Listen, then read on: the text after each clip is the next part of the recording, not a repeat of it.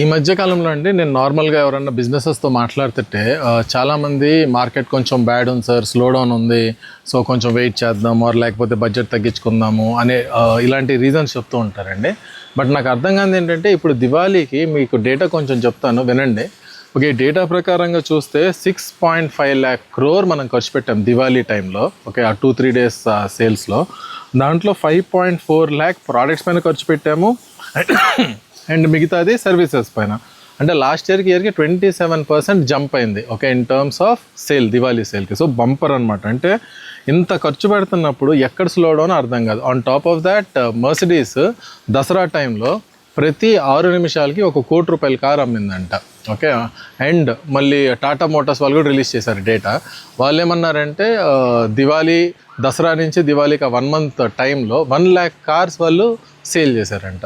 So ఇంత market బాగుంది అని ఇలాంటి డేటా చెప్తుంది. కానీ చాలా మంది దగ్గర మార్కెట్ స్లో డౌన్ అని అంటున్నారు. సో ఐఎమ్ నాట్ షూర్, నేను కూడా కన్ఫ్యూజ్డ్గా ఉన్నా.